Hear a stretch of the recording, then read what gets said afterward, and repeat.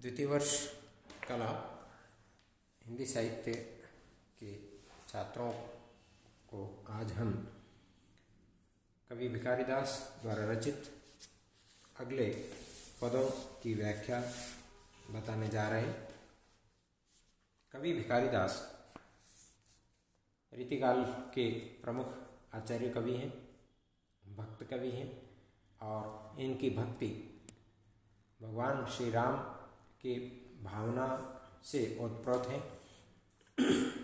इनका मूल प्रतिपाद्य ही यही रहा है कि भगवान श्री राम की आराधना करूं और उसी के साथ साथ मेरा उद्धार भी हो जाए। तो एक सेवक के रूप में, क्योंकि एक सच्चा सेवक होता है वो हमेशा प्रभु का नाम स्मरण करता रहता है, उस संदर्भ में इन्होंने लिखा है, जानो न भक्ति न ज्ञान की शक्ति, हो दास अनाथ अनाथ के स्वामी जो, मांगो ए तो बर दीन दयानिधि, दीनता मेरी चिते भरो हामी जू। ज्यों बीच नाव के नेह को ब्योर हैं, अंतर जामे निरंतर जामे जू। मो रसना को रुचे रसना, तजी राम नमामि नमामि नमामि जू। अब देखिए, कवि यह कहते हैं कि भक्त किस प्रकार से अपने प्रभु, अपने आराध्य का स्मरण कर उनसे निवेदन करता है। क्योंकि भक्त अपने आप को दीन माना है, दीन यानी गरीब, और प्रभु क्या है? दया निधान, दया के भंडार हैं। अतः भगवान श्री राम जो दया निधान है, उनके सामने पूरी तरह समर्पित होता हुआ वह यह कहता है। क्योंकि यहाँ श्री राम अर्थात दशरथ पुत्र राम नहीं, बल्कि उनका सगुण और निर्गुण दोनों ही स्वरूप है, और उसी स्वरूप को सोचकर एक भक्त अपने हृदय में उनकी पुकार शुरू करता है, उनका नाम स्मरण करता है, नाम लेता है। क्योंकि ईश्वर जो निर्गुण निराकार हैं, जो कण कण में व्याप्त हैं और सभी के अंतर्मन में व्याप्त हैं, अतः मुझे इतनी शक्ति नहीं है कि मैं आपको जान सकूं। पहली पंक्ति में ही उन्होंने लिखा है, जानो न भक्ति न ज्ञान की शक्ति, अर्थात न तो मैं कोई भक्ति जानता हूँ, न भक्ति भावना के जितने भी अलग अलग स्वरूप हैं उसे पहचानता हूँ, न क्योंकि मुझे इतना भी ज्ञान नहीं है, क्योंकि मैं बिल्कुल निरक्षर हूँ। ऐसी स्थिति में मैं तो केवल आपका क्या हूँ? दास हूँ दास अनाथ। अनाथ कह दिया इन्होंने अपने आप को कि मेरा कोई स्वामी नहीं है, मैं तो बिल्कुल अनाथ हूँ। ऐसी स्थिति में उन्होंने अपने आप को क्या माना? निर्धन, अज्ञानी और शक्तिहीन मान लिया। तो कवि कहते हैं कि हे प्रभु श्री राम, मुझ पर आप दया करें।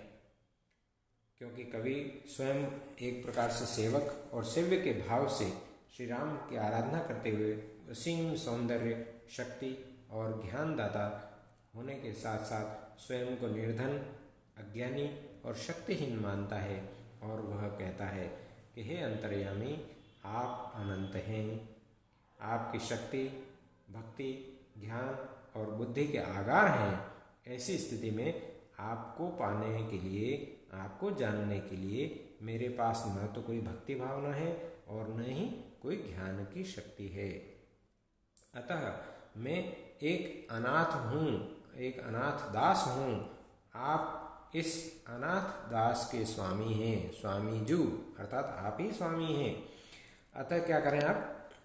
हे दयानिधि, हे प्रभु, आप से मैं इतना ही कहना चाहता हूँ, यही वरदान मांगता हूँ कि मेरी दीनता को अपने चित्त में धारण करके हाँ भर दें, हामी जू, अर्थात मेरी इस दीनता को देखो और आप क्या करो? इस गरीब पर आप कृपा करो, आप हाँ कर दो बस।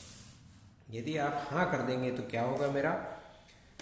कि ज्यों बीच नाव के नेह के ब्योर अंतर जामी निरंतर जामी जो, अर्थात जिस प्रकार से संसार रूपी इस भवसागर में मेरी नाव जो बीच में ही पड़ी हुई है, जो आपके नाम लेने के कारण ही आप पर ही निर्भर है, वैसे ही मेरी नाव आपके नाम के कारण पार उतर सकती है। अर्थात यह मनुष्य जीव, प्रत्येक मनुष्य का मन एक बात जानने के लिए तत्पर रहता है, अर्थात आप अंतर्यामी हैं, सबकी बात को पहचानते हैं, सबकी बात को समझते हैं, आप सर्वज्ञ हैं और अखंड भी हैं।